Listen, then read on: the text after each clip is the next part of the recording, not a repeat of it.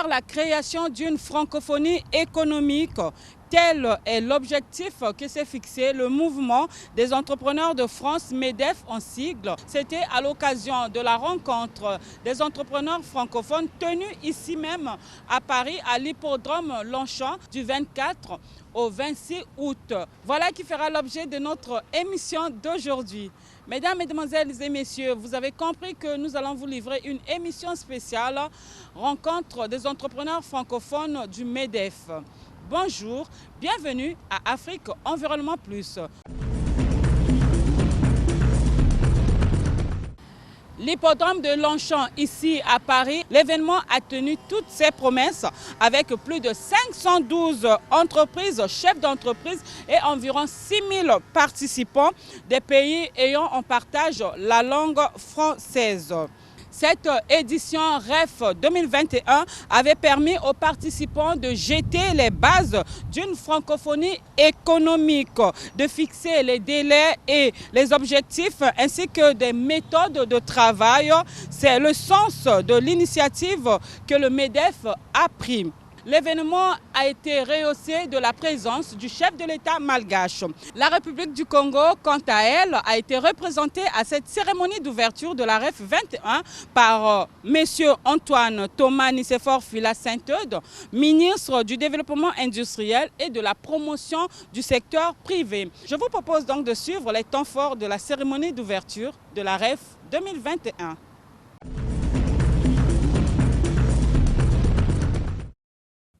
Il fallait oser, c'est un renouveau et cela est nécessaire. C'est le sens de l'initiative qu'a eu le mouvement des entreprises de France, MEDEF en sigle. Ces mots ont été prononcés le 24 août dernier par le président du MEDEF, M. Girfo Roux de Bézieux. C'était à l'occasion de la cérémonie d'ouverture de la REF 2021 organisée par le MEDEF. Nous l'avons fait. Nous avons réussi, ensemble, ce défi, réunir en moins de 4 mois, dans le contexte sanitaire que tout le monde connaît, près de 600 chefs d'entreprise francophones de 31 nationalités. C'est inédit et, je pèse mes mots, je crois que c'est historique. Oui, on peut s'applaudir. Historique, car aucun rassemblement de cette nature et de cette ampleur n'a eu lieu précédemment. Historique, car jamais les secteurs privés de pays francophones ne s'étaient rassemblés avec cette volonté, la volonté de créer ensemble les outils d'une francophonie des entreprises. Historique, enfin, par la volonté exprimée par nos organisations patronales respectives qui se sont réunies tout à l'heure dans la déclaration signée il y a quelques minutes qui marque solennellement la volonté de continuer ce chemin ensemble. Nous avons réussi cela tous ensemble avec les organisations patronales qui sont présentes et je crois que nous pouvons tous nous applaudir collectivement. C'est à l'air libre de l'hippodrome de Longchamp de Paris que s'est déroulée cette cérémonie. Cette édition a été placée sous le thème de liberté en mettant un accent particulier sur la liberté de penser, de créer, de se mouvoir et de commercer. Plusieurs allocutions ont été prononcées, parmi lesquelles le discours poignant du chef de l'État de la République de Madagascar, Andry Rajoelina, invité d'honneur de cet événement. La tenue de la REF 2021 en présentiel, en plein mois d'août consacré aux vacances en France, est un symbole fort et significatif. Une lueur d'espoir et de résilience. Pour le chef de l'État malgache, l'espoir francophone constitue une plateforme de coopération idéale. L'espace francophone constitue une plateforme de coopération idéale pour relever ensemble les défis qui nous attendent. Il faut impérativement fluidifier les échanges internationaux, et cela sans la barrière linguistique. L'histoire nous a appris l'importance de cette précieuse coopération pour réaliser une relance rapide de nos économies. Aujourd'hui donc, plus que jamais, dans le contexte actuel de la pandémie, la rencontre des entrepreneurs francophones est incontournable, car nous devons nous concentrer et échanger pour manifester plus collectivement notre solidarité et notre complémentarité économique, à l'instar du Commonwealth ou de l'ASEAN. Nous avons des valeurs et des objectifs communs à travers nos coopérations économiques, comme la solidarité Nord-Sud, la complémentarité Sud-Sud, le souci de développement durable et la réduction des inégalités. Nous devons à tout prix tirer profit de nos liens commerciaux et en développer de nouveaux pour soutenir les investissements industriels, créateurs d'emplois et de valeur ajoutée dans les pays francophones en développement. Doté d'une importante ressource naturelle, le sous-sol du continent africain, dont celui de Madagascar, regorge de richesses minières. L'Afrique est en pleine construction. Le continent se développe. Nous avons besoin d'investissements dans les infrastructures, le transfert de compétences et la formation pour développer nos pays respectifs. Au cours de son discours, le chef de l'État malgache n'a pas manqué d'évoquer les effets négatifs de la Covid-19 qui ont impacté le monde entier à cause de ses conséquences désastreuses sur tout le plan. L'impact de cette crise sanitaire dans le monde est considérable. Aucun pays n'a été épargné. Parmi les conséquences sociales de la pandémie, on déplore l'accentuation de la fracture sociale au sein des communautés. Les moyens de subsistance des ménages ont été considérablement réduits par les mesures restrictives de la gestion de la Covid-19. Les classes moyennes tendent à disparaître et trop de familles basculent dans la précarité. Les chiffres de l'OIT sont éloquents. 255 millions de pertes d'emplois à cause de la pandémie. En somme, la tension sociale à l'échelle mondiale est très critique. Sur le volet économique, la pandémie a fortement impacté le secteur du tourisme.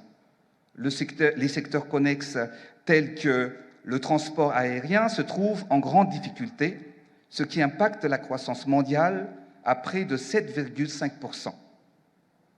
Face à tout cela, au même titre que les secteurs privés, les États doivent aussi redoubler d'ingéniosité et d'anticipation, car les répercussions socio-économiques de la crise sanitaire secouent et fragilisent en profondeur la structure de nos économies et remettent en question nos systèmes sociaux qui se sont tendisés. La situation actuelle nous a permis de prendre du recul pour identifier les lacunes, mais surtout les potentiels de nos économies respectives. Elle nous a forcés à faire un bilan des progrès accomplis et d'en tirer les enseignements face aux défis financiers, politiques, environnementaux et humains qui s'imposent à nous. Cette cérémonie d'ouverture de la REF 2021 a été aussi rehaussée de la présence de Jean-Baptiste Lemoyne, secrétaire d'État auprès du ministre de l'Europe et des Affaires étrangères, chargé du tourisme, des Français de l'étranger et de la francophonie. Ce dernier a dit son satisfecit quant à la réussite de cet événement. C'est un moment, je crois, très fort, une pierre majeure qui est apportée à cet édifice de la francophonie.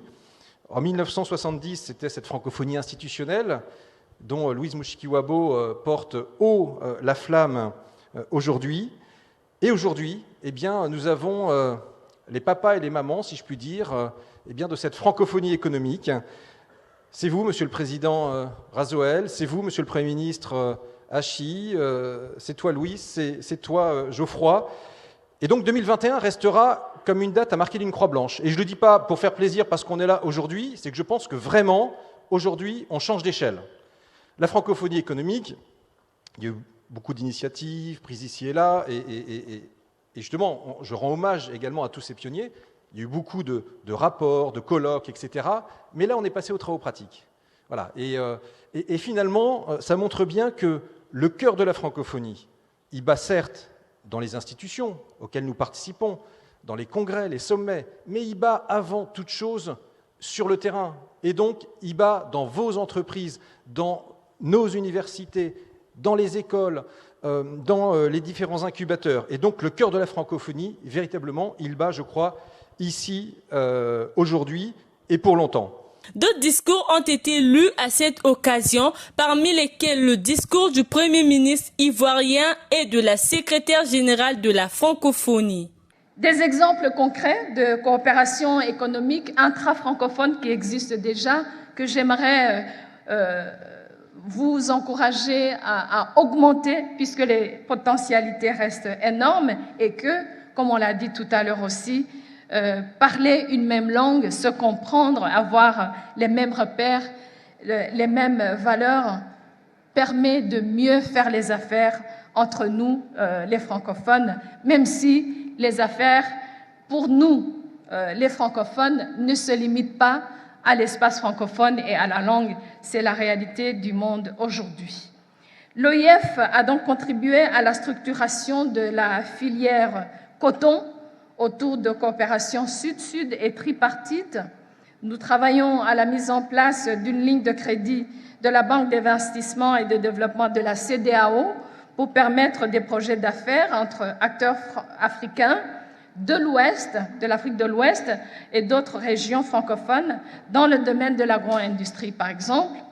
L'agence de café Robusta d'Afrique et de Madagascar, Monsieur le Président de la République, travaille avec la filière café du Gabon pour améliorer la production et a le même projet, exactement le même projet avec le Vietnam, un de nos États membres de l'Asie du Sud-Est. Le Vietnam, qui opère un grand marché, au moment où je vous parle, de noix de cajou avec le Togo, le Bénin et le Burkina Faso. Des coopérations triangulaires sont également en place dans différents secteurs d'activité. Le secteur informatique, avec plusieurs de nos pays, la France, la Tunisie, le Rwanda, le Cambodge. Le domaine des assurances, avec la Côte d'Ivoire, le Cameroun, la France. Les investissements dans les jeunes pousses, il y en a beaucoup dans l'espace francophone. Le Maroc, le Sénégal, la Côte d'Ivoire, ainsi que la RDC, la Guinée et la Fédération Wallonie-Bruxelles. L'Afrique n'est plus l'Afrique. L'Afrique a changé. Bien plus que tout ce que vous pourrez jamais imaginer. Et bien plus que ce que peuvent vous montrer des fenêtres médiatiques trop souvent concentrées sur des aléas conjoncturels.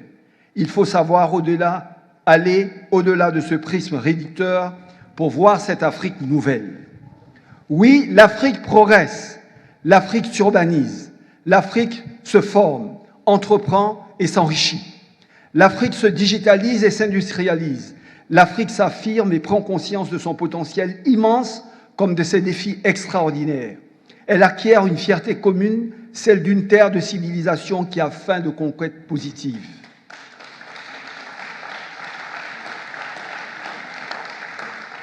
L'Afrique, qui sera demain le cœur et le poumon du monde francophone, constitue ainsi un vivier extraordinaire de croissance. C'est le dernier continent où des investissements massifs dans les infrastructures, les services publics, les réseaux technologiques et le capital humain vont s'opérer. Ce sera aussi, par la jeunesse de sa population, un foyer précieux de compétences, mais également un réservoir unique de matières premières qui devront demain être mieux intégrées dans les chaînes de valeur mondiales. La REF 2021 avait rassemblé plus de 500 entreprises, environ 6 000 participants, 31 délégations patronales et près de 400 chefs d'entreprise des pays non européens. La REF était une rencontre des affaires exceptionnelle qui a été préparée pendant les 4 derniers mois.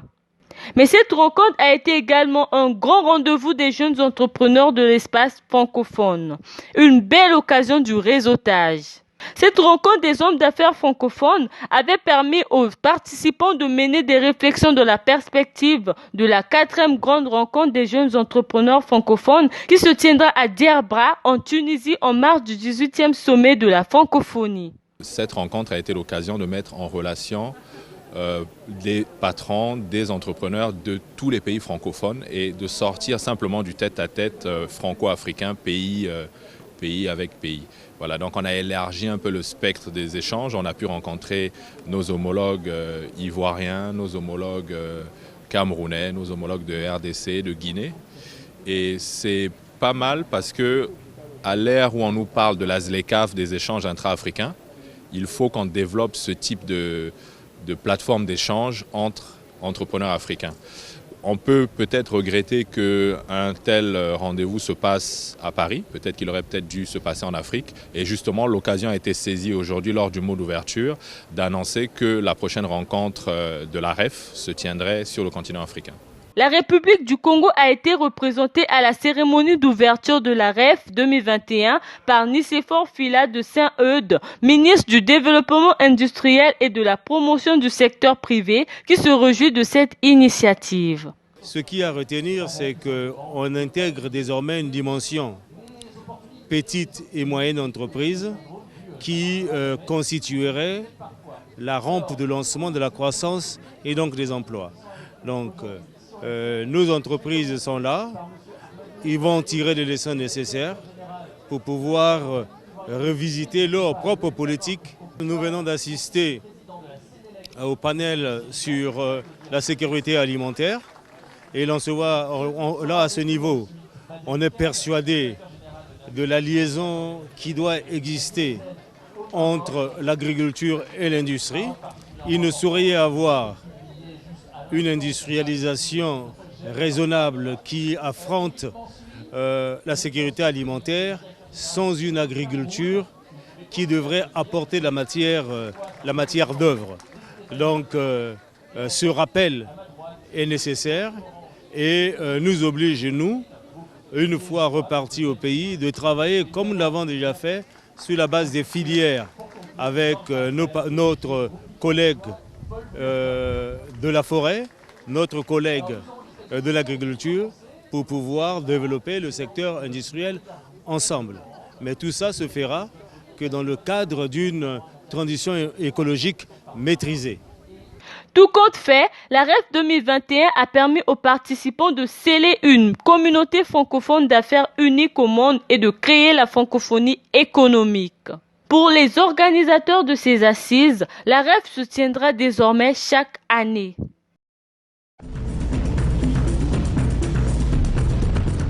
Bien avant la cérémonie d'ouverture de la REF 2021 du MEDEF, une forte délégation de la République du Congo composée des membres du gouvernement, des hommes d'affaires, ont eu des réunions avec les responsables du MEDEF. But de ces rencontres, la coopération bilatérale sur les affaires et les opportunités d'investissement en République du Congo. Suivons plutôt le reportage que nous avons réalisé pour vous sur ces entretiens.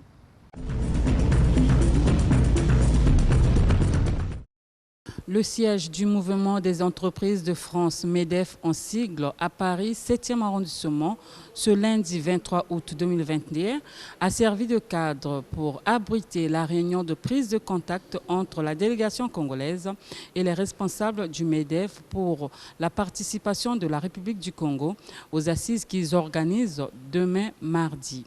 Ces assises sont dénommées Rencontre des entrepreneurs francophones, REF en sigle. Cette réunion réunissait les ministres Rigobert Ondeli, ministre des Finances, du Budget et du Portefeuille public, Antoine Thomas Nicéphore Fila Saint-Eudes, ministre du Développement industriel et de la promotion du secteur privé, les entrepreneurs congolais du Nicongo, le vice-président et porte-parole du MEDEF, ainsi que le directeur général international de cette institution et bien d'autres hommes d'affaires. Nous avons bien travaillé et que nous sommes maintenant en phase demain d'aborder les véritables questions de cette grande rencontre. Et puis, il n'y a pas de raison telle que nous avons travaillé qu'on ne puisse pas faire valoir nos points de vue et notre présence ici à Paris pour cette grande retrouvaille du MEDEF.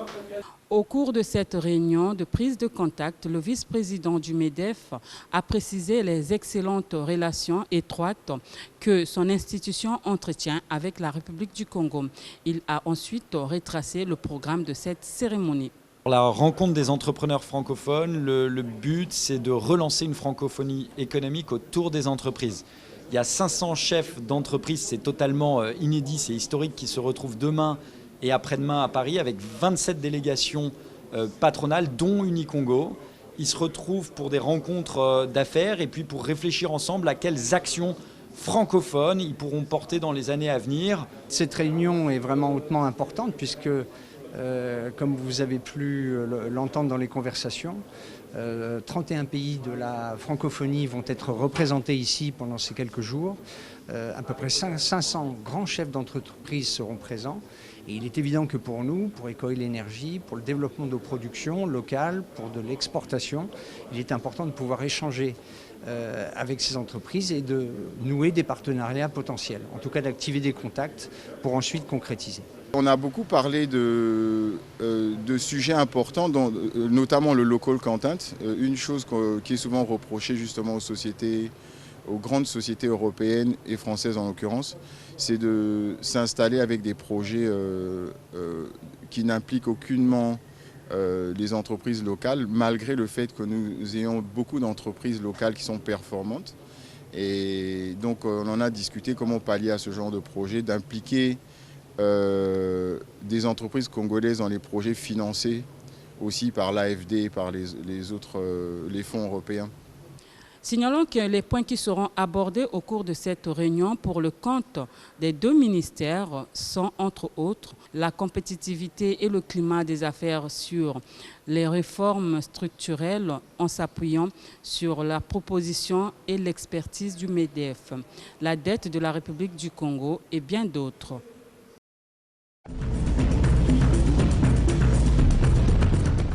Et cerise sur le gâteau, avant de boucler notre émission, l'attractivité de la République du Congo n'est plus à démontrer. Elle s'est confirmée le 27 août dernier après la rencontre du Premier ministre, chef du gouvernement, avec les hommes d'affaires français. Ces derniers ont dit au cours des B2B leur satisfaction et leur volonté d'investir en République du Congo. Images et commentaires.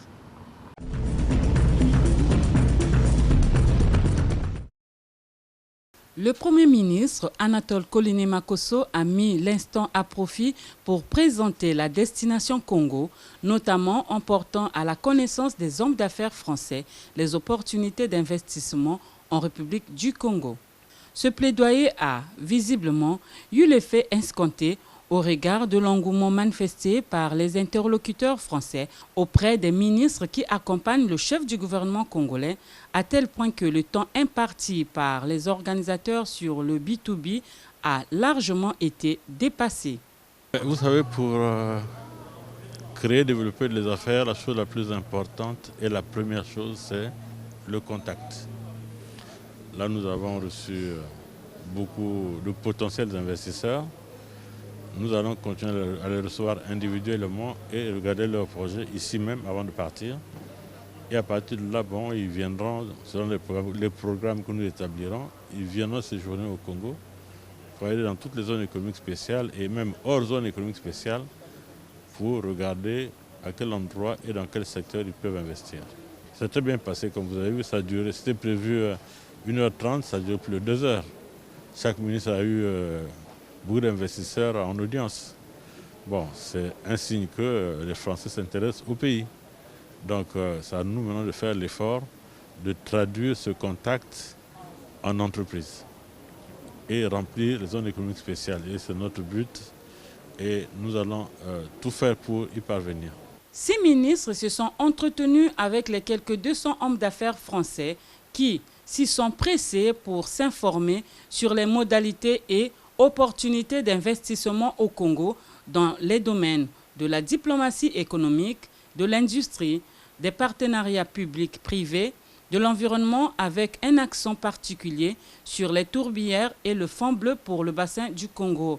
Ces entretiens ont également concerné les petites et moyennes entreprises, les zones économiques spéciales, etc. Ce qui nous a impressionnés quand nous sommes arrivés, c'est la participation. Vous savez, on a réussi au mois d'août à mobiliser près de 200 entreprises PME et PMI françaises pour participer à cet événement. Et l'engouement pour rencontrer le Premier ministre et les membres du gouvernement, vous l'avez vécu vous-même. Mais ensuite, c'est la richesse des échanges avec d'abord les présidents des deux chambres que nous avons rencontrés, mais ensuite et aussi avec les entreprises. Les patrons d'entreprises, des PME, PMI françaises qui sont venus, qui sont intéressés par le Congo, qui sont intéressés par des opportunités d'investissement, qui sont intéressés par la création d'entreprises au Congo. Donc voilà, on retient que ici se sont noués des partenariats, des perspectives, se sont ouvertes des perspectives intéressantes pour le Congo et pour les deux parties. La salle prévue pour cet événement n'a pas pu contenir les hommes d'affaires venus suivre le programme du nouveau gouvernement congolais près de 100 jours après sa nomination. En clair, l'événement, co-organisé par la Chambre de commerce et d'industrie de Paris-Île-de-France avec la Chambre de commerce et d'industrie de Pointe-Noire, fut une véritable réussite. Ce que nous pouvons retenir, c'est déjà, ça saute aux yeux, c'est le fait que cette rencontre a été un réel succès. Vous avez vu qu'on a été obligé de mettre les participants sur 2 salles et surtout, ça a permis d'améliorer encore la visibilité du Congo et surtout de nous convaincre à nous-mêmes que le Congo est un pays attractif et il va falloir finalement que nous transformons cet essai et que les entrepreneurs arrivent au Congo pour investir et nouer des partenariats avec les entreprises congolaises. À la rencontre des entrepreneurs francophones 2021 du MEDEF, tout comme à celle du gouvernement congolais avec le patronat français, le numérique a été largement évoqué. Ce secteur vital qui a redonné vie au monde entier après l'apparition du Covid-19 est en plein essor. D'après une étude récente, 84% des entreprises utilisent les médias sociaux comme un outil marketing et pour 71% de professionnels, ils ouvrent de nouvelles opportunités d'affaires. Ici, dans cette salle pleine à craquer, beaucoup de jeunes ont sollicité la destination Congo pour l'installation des entreprises dans le numérique. Il faut dire que nous avons aujourd'hui un retard du point de vue de la ressource humaine pour déployer ou bâtir une économie numérique. Nous savons aussi que notre collègue de l'économie numérique se déploie du point de vue infrastructurel pour nous donner des capacités à pouvoir être présent, mais vous avez dû l'entendre, la ressource humaine est l'élément fondamental et nous devrions nous battre pour avoir comblé le déficit que nous avons à ce niveau-là. Je ferai bien sûr le compte rendu à mon collègue de l'économie numérique afin qu'ensemble nous réfléchissions sur la formation professionnelle et la qualité de la ressource humaine dans ce secteur qui devient un secteur important et qui traverse tous les pans de l'activité économique, que ce soit l'agriculture, l'industrie, la forêt, la médecine et autres. Donc, vous avez entendu que c'est un secteur porteur. Tout le monde investit aujourd'hui à ce niveau-là et nous ne devons pas, nous, être en marge de cette révolution numérique. Et je sais que le ministre Ibombo en est très conscient. C'est vrai qu'on a senti une dominance du développement numérique, ce qui montre bien qu'aujourd'hui la transformation numérique est en marche dans le monde entier. Et ça montre aussi que ce que nous faisons à travers le ministère de la Télécommunication et de l'économie numérique a tout son intérêt et que nous avons aujourd'hui, nous sommes en marche de ce développement à travers le monde. Je pense qu'on aurait eu une belle vitrine si on avait pu présenter ici en France, notamment à la REF, ici à cette réunion, tout ce que nous avons vu à faire comme avancée depuis quelques années, les textes, le cadre qui a évolué, les produits qu'on a mis sur le terrain, les opérateurs qui sont actifs, le dynamisme qu'il y a dans notre secteur. Malheureusement, on n'a pas eu suffisamment de temps, je ne sais pas aujourd'hui si c'était prévu au programme, mais il faut reconnaître que la dominance du digital pendant ces réunions est venu soutenir ce qui se fait au Congo. Et peut-être qu'on aurait pu élargir notre environnement, notre espace de communication par le biais effectivement d'échanges avancés avec nos confrères ici. Qui avait dit que la France avait délaissé le Congo? Et qui vous avait dit que la République du Congo avait tourné le dos à la France?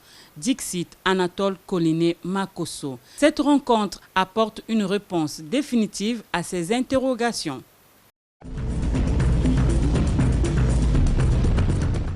Voilà, ainsi donc s'achève cette émission. C'était une émission spéciale REF 2021 de MEDEF tenue ici à Paris en France. Merci de nous avoir suivis. On se retrouve à la très prochaine occasion. D'ici là, portez-vous bien et bonne suite de programmes sur la télévision nationale congolaise.